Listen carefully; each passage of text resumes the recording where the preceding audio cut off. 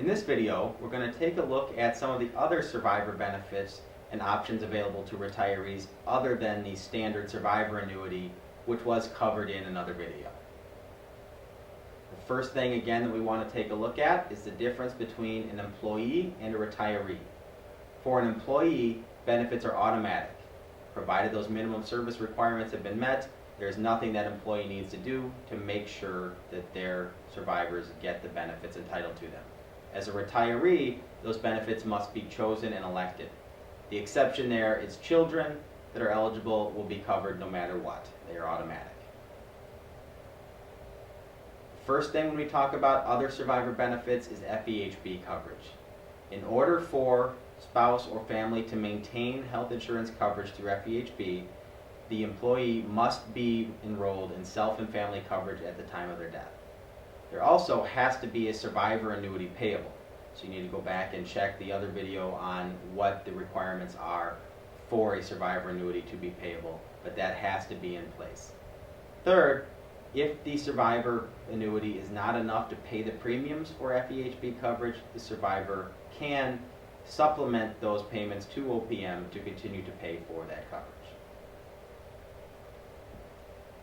The first type of other option for survivor benefits is an insurable interest.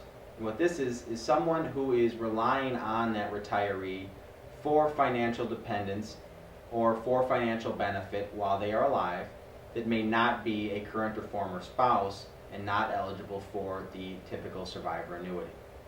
You have to make this election at retirement, and single or married people can make that election. You do not have to be married. One difference with the insurable interest, however, is that you will have to pass a physical at your own expense to be eligible. The typical survivor annuity for a spouse does not require a physical.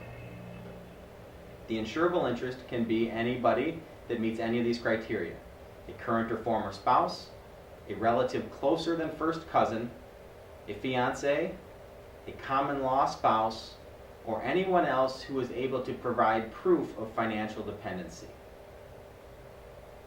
How it works: the amount of the benefit is 55% of the reduced annuity, not the base annuity, but the reduced annuity. The benefit begins at the retiree's death, and the benefit ends the last day of the month at the death of the beneficiary. Here's where it gets a little different than the survivor annuity, and that's when we go to take a look at the cost. If that insurable interest is older or within 5 years younger than the retiree, the reduction is only 10% in the annuity.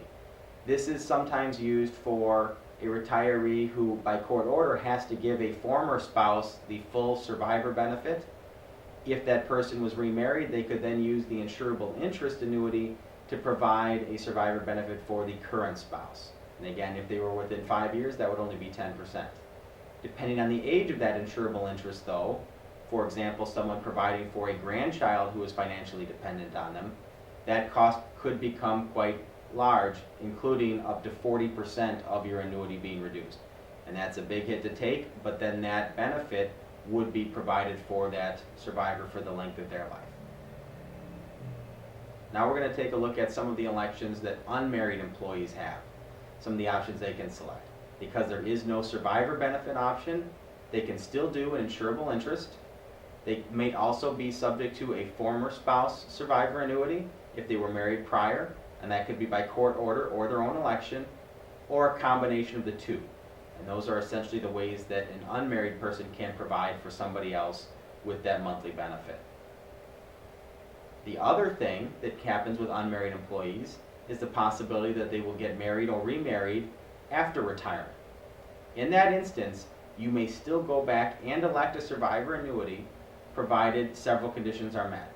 First, you must apply for it within 2 years of being married, and it then would then become effective after the 9-month requirement has been met, so that you've been married 9 months. At that point, that survivor annuity would kick in. The cost of that, however, will depend on how long it waits to get remarried after retirement.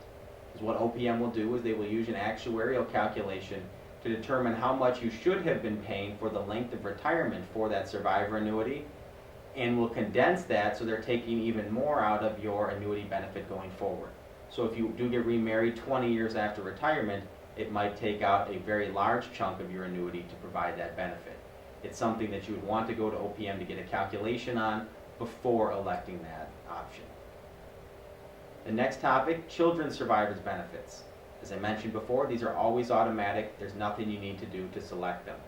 To be eligible, children need to be unmarried, under the age of 18, or between 18 and 22 if they are a full-time student, or any age if they were disabled prior to 18 and incapable of self-support. That means if you had someone who became disabled at 15 and couldn't support themselves, they would be eligible for those benefits for the rest of their life. The actual calculation of the amount for a children's benefit depends on the number of children there are and how many parents are still living. If one parent is still alive, that benefit is $486 per child, or if both parents are gone, it's $584 per child. Those amounts do go up every year with COLAs, so they will be keeping up with inflation as it goes along. Something to keep in mind, though, is the FERS children's benefits are reduced by any Social Security benefits payable. Typically, a Social Security child benefit will be higher than the FERS benefit, and so the net effect is the FERS benefit wouldn't actually apply.